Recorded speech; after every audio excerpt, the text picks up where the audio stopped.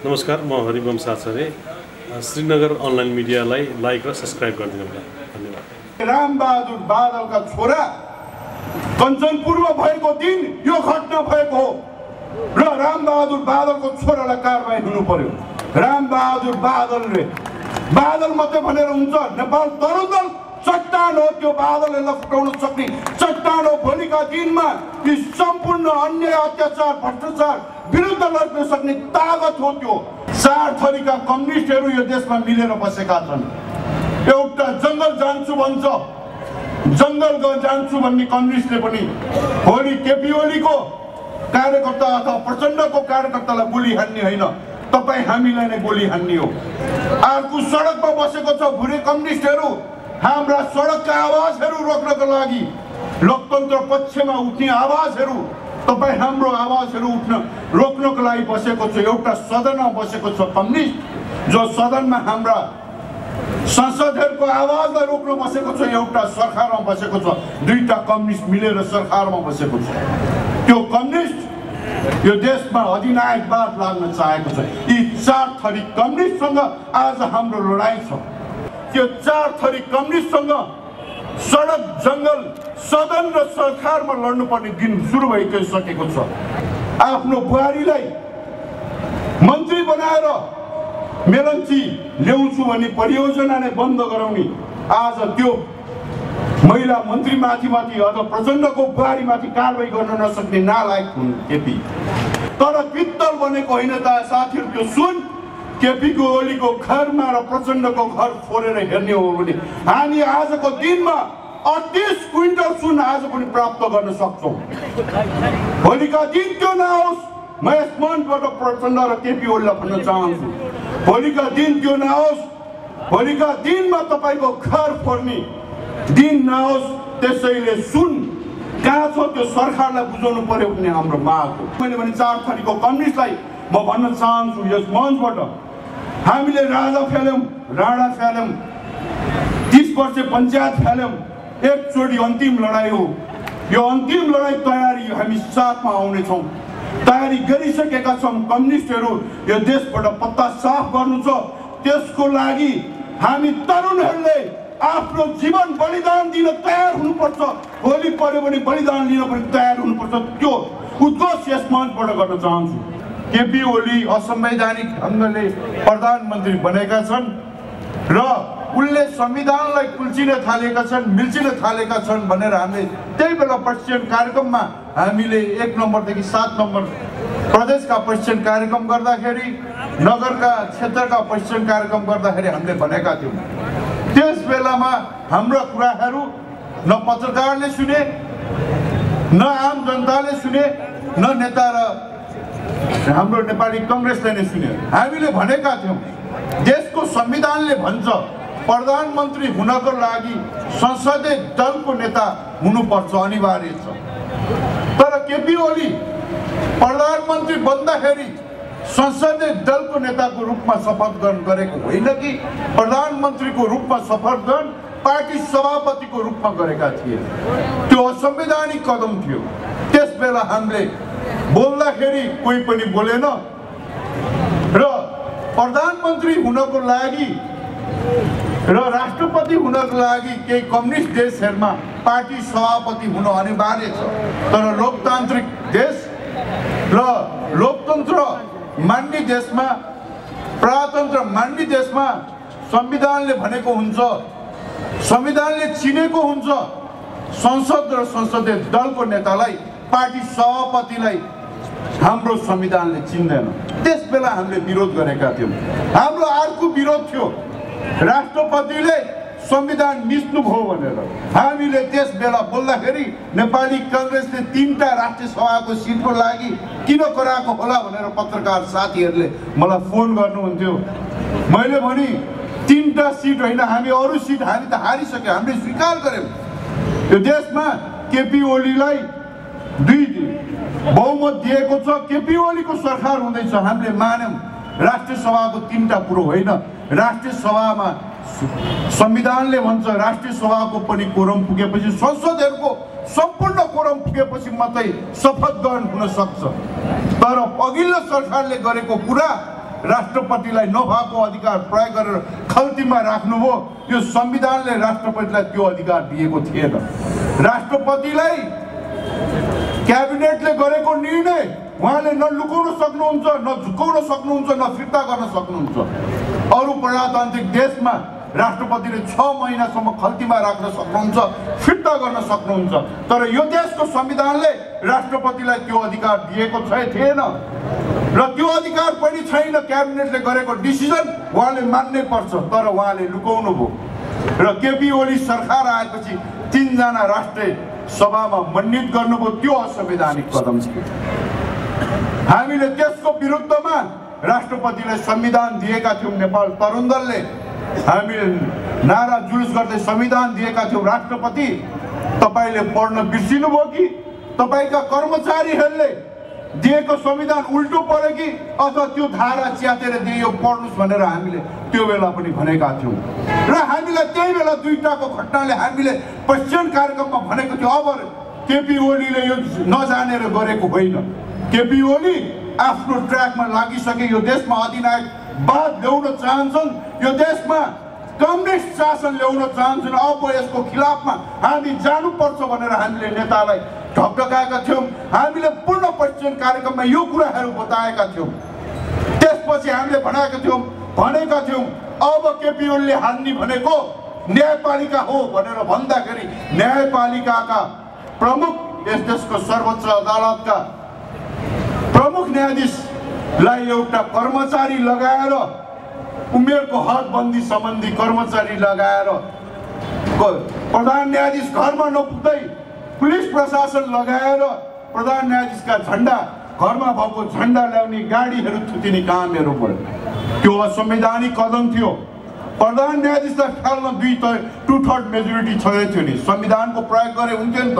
अहिले पनि न्यायाधीशहरू फाल्नको लागि, प्रधान न्यायाधीश फाल्नको लागि संविधानले दिएको अधिकार 2/3 को अधिकार महाभियोग प्रस्ताव लगेर फाले हुन्थ्यो नि त।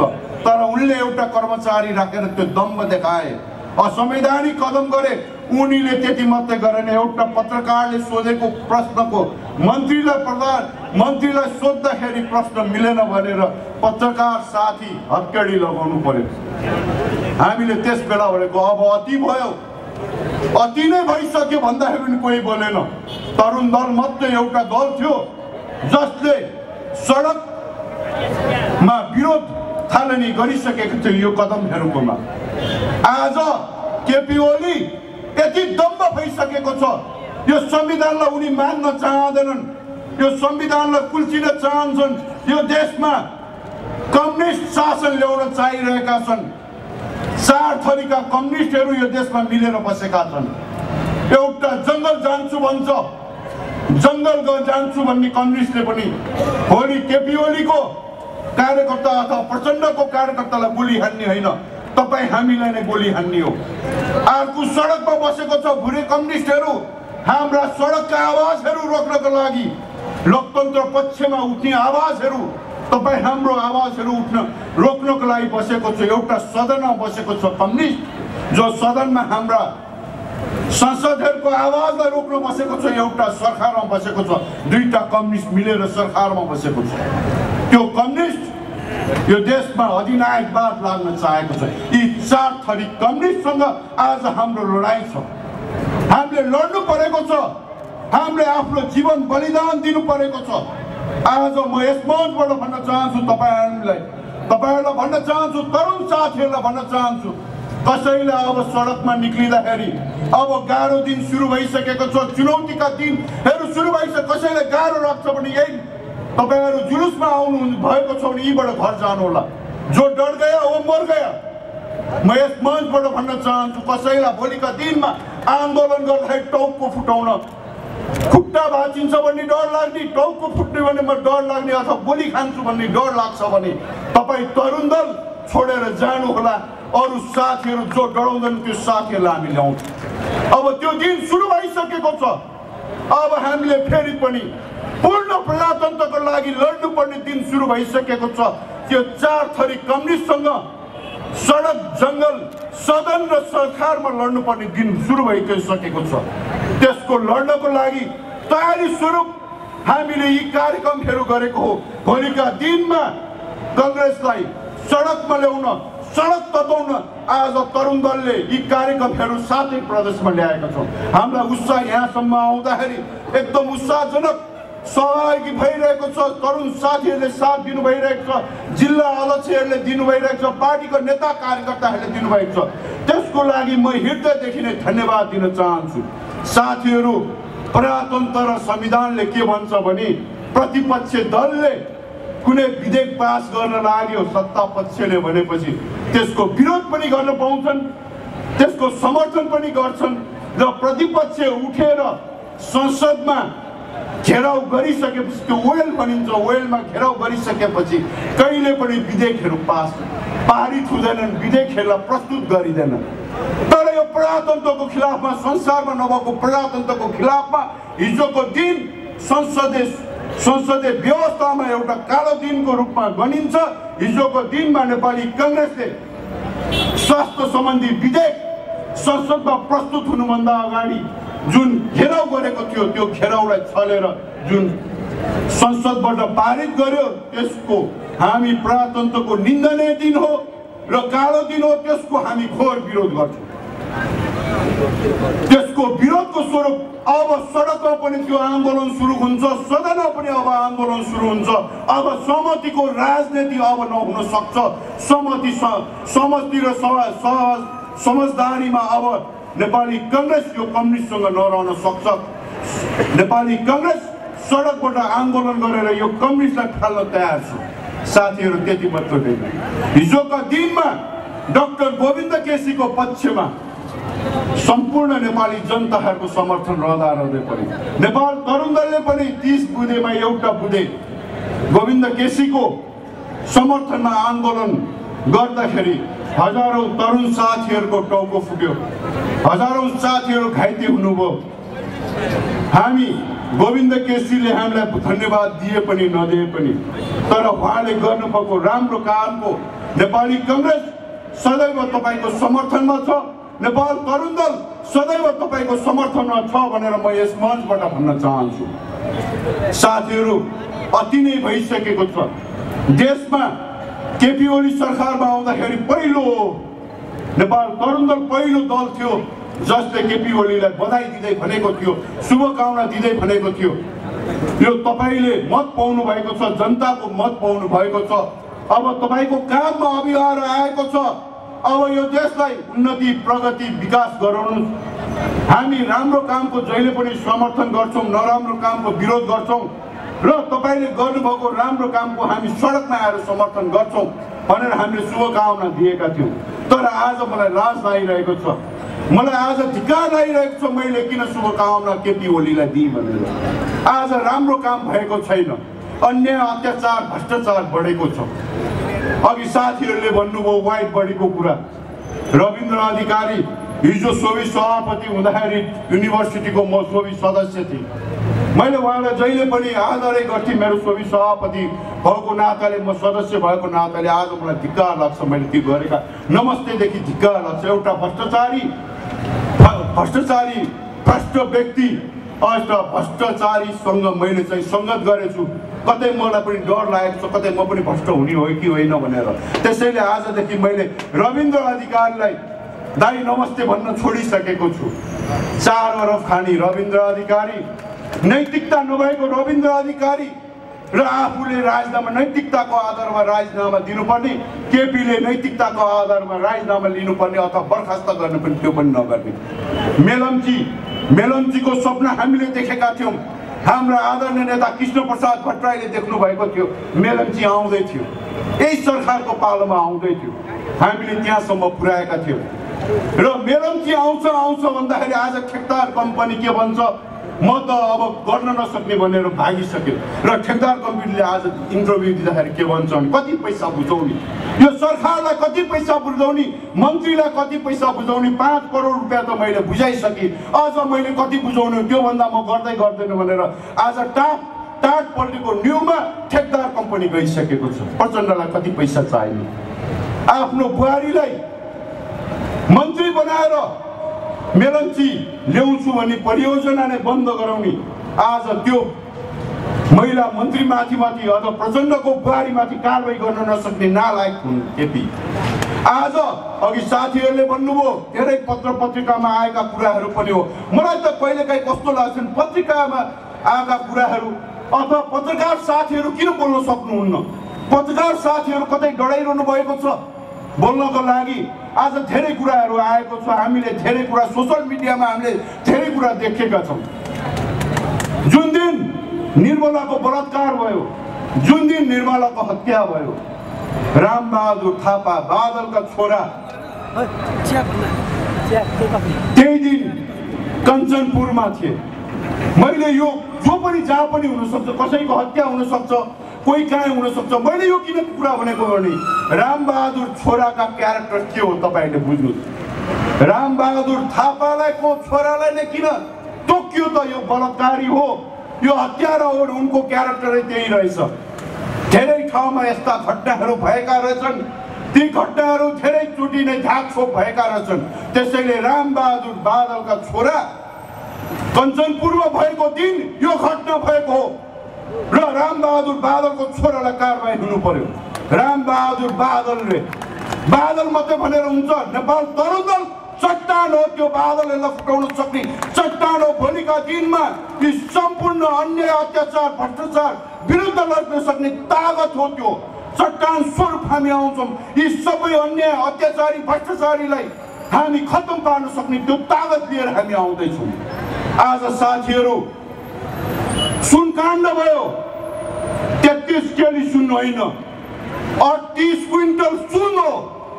1 क्विन्टलमा 100 केजी हुन्छ, 3800 केजी सुनको कुरा हो। आज 3800 सुनको कुरा हुँदाखेरि केही प्रहरी प्रशासनका हाकिमहरूलाई समात्यो, केही कर्मचारीहरूलाई समात्यो, तर राजनीति गर्ने मान्छे जसको प्रोत्साहनमा यो गरेको थियो कहाँ समात्यो त?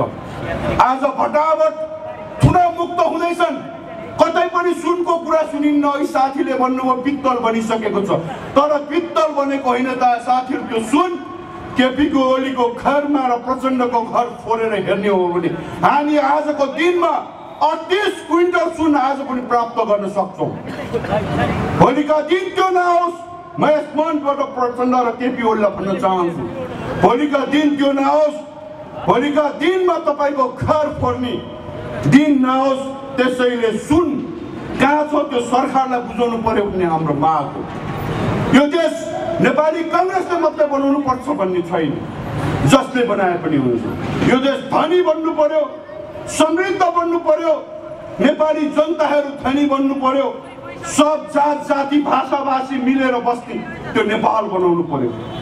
हामीलाई लागेको थियो केपी ओलीको 2/3 मेजोरिटी आएपछि साँच्चीकै यो देश बन्छ कि भनेर, तर त्यो नबन्ने रहेछ। यो देश नेपाली काङ्ग्रेस बाहेक कसैले बनाउन सक्दैन। आज धेरै साथीहरूले भन्नुहुन्छ, हामीलाई भन्नुहुन्छ खोइ नेपाली काङ्ग्रेस हामीले बोले कि भन्नुहुन्छ नेपाली काङ्ग्रेस जहिले पनि सत्तामा मात्रै जान चाहन्छ, तपाईँ सत्ता बाहेक कहीँ बाहिर बस्न चाहनु हुँदैन भन्छ। म यस मञ्चबाट भन्छु हो, हामी सत्तामा जान्छौँ।